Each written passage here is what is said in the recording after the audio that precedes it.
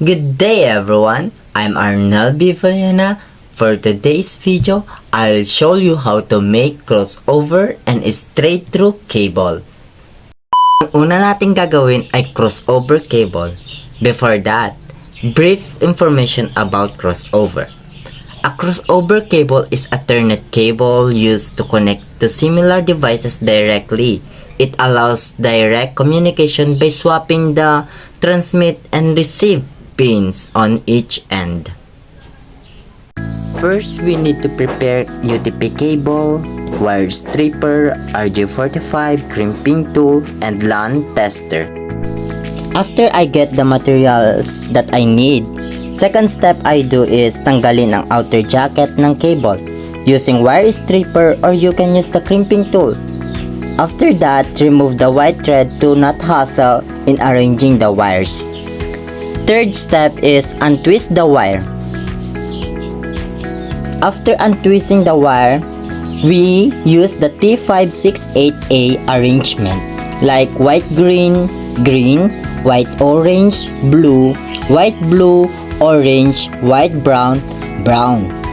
Dahil sa tagal ko mag-untwist, the purpose of this vlog is to educate viewers on the process of crimping both crossover and straight through cables by demonstrating the steps involved crimping these cables. Viewers will gain a better understanding of how to create these essential networking cables themselves. This vlog aims to empower individuals with the knowledge and skills needed to set up their own network connections effectively. Pagkatapos kong ma-arrange, I remove the excess of wires to fit in RJ45 using crimping tools. And pagkatapos kong naputol at na-remove ang excess ng wires, inaayos ko lang at kumuha ng RJ45. Dapat pahiga or nakaharap sa iyo ang RJ45 para maayos at nasa order pa rin ang wire. Habang nag-iingat ako sa paglalagay ng wire sa RJ45 ay nangyari ito. Ching! Habang inaayos ko ulit ang na-disorder na wire, ay kinuha ko ulit ang RJ45 para itry na ipasok ulit. At yun ay nag-iingat na ako sa pagpapasok, at dapat ang outer jacket ay yun ang makakain ng RJ45 pag nag-crimp na tayo. Pagkatapos na at okay na at sagad na ang wire sa RJ45, it's time to insert it into the crimping tool and push down. It should be shaped correctly, but pushing too hard can crack the fragile plastic plug. Yan, minimake sure ko na dapat ay secured at hindi na matatanggal ang wire or outer jacket ng wire or cable. Sa other side ay ginawa ko lang ang mga steps sa una. Like, I removed the outer jacket ng cable using wire stripper, or you can use the crimping tool. Doble ingat ako sa pagtanggal ng outer jacket ng cable gamit ang wire stripper para hindi ma-damage or masira ang wire sa loob. And after that, I remove the white thread using crimping tools to not hassle in arranging the wires. And next step is untwist the wires. And before that, punas mo na akong pawis. And untwist the wires.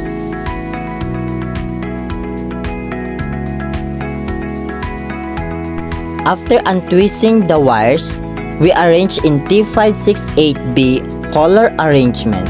White, orange, orange, white, green, blue, white, blue, green, white, brown, brown.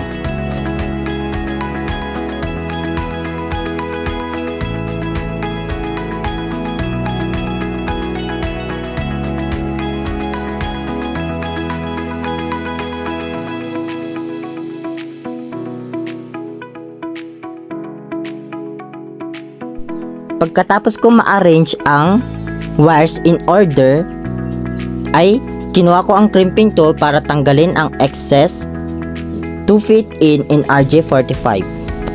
I get one piece of RJ45. Dapat ang paglalagay ng wire sa RJ45 ay nakapahiga ang RJ45 or nakapaharap sa'yo para maayos ang arrangement nito.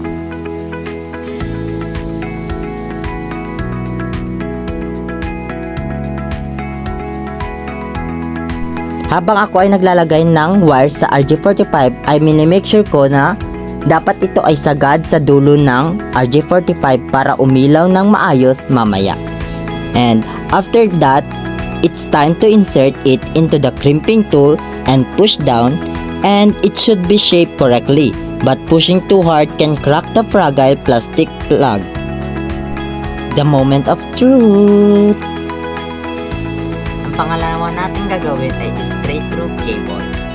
Brief information about it is an Ethernet cable used to connect devices like computers to switches or routers. It has the same wire order at both sides, allowing data to flow directly without crossing the wires. We use same materials. The second step I do is remove the outer jacket using crimping tool or wire stripper.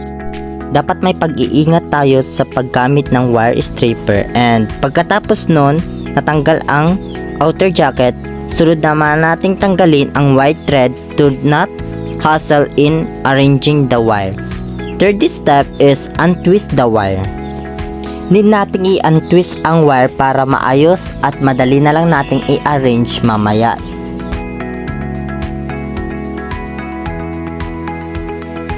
In straight through cable, ito yung order ng color: white orange, orange, white green, blue, white blue, green, white brown, brown.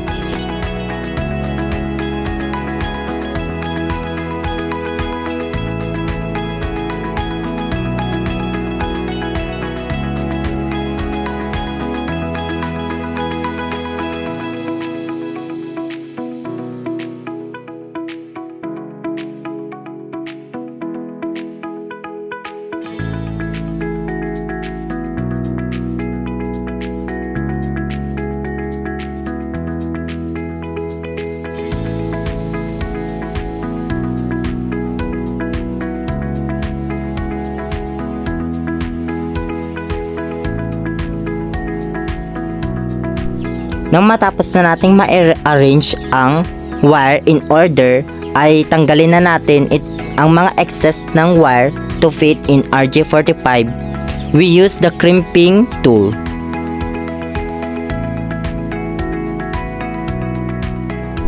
Pagkatapos na nating tanggalin ang excess ng wire, kumuha ng RJ45 at ilagay na ang wire na in order. Dapat ang RJ45 ay nakapaharap sa iyo para ang order ng wire ay magkakasunod-sunod pa rin.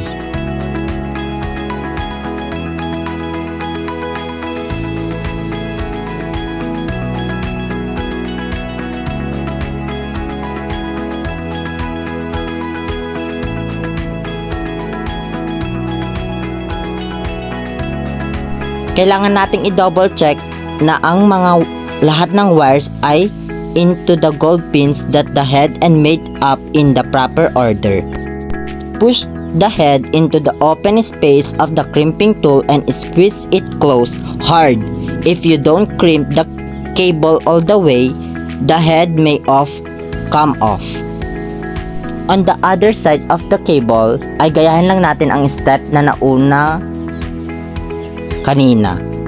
First is remove the outer jacket and remove the white thread to not hassle in arranging the wires using crimping tools. Next step is untwist the wires. Kaya kailangan nating i-untwist ang mga wires para madaling i-arrange mamaya.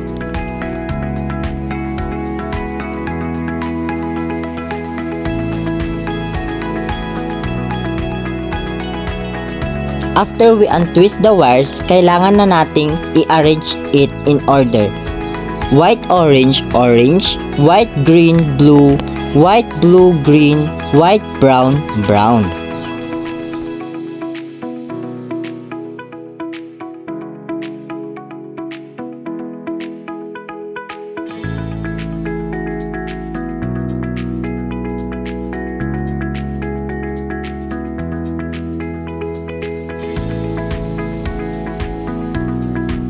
Pagkatapos na nating i-arrange in order ang wires, remove the excess or extra of wire to fit in the RJ45.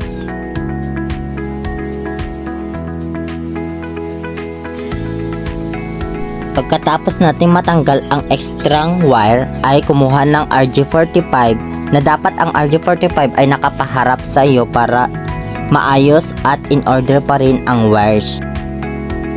Kailangan nating i-double check na ang lahat ng wires ay nasa gold pins of the head and made up in the proper order. And pagkatapos nun ay using crimping tools to crimp the RJ45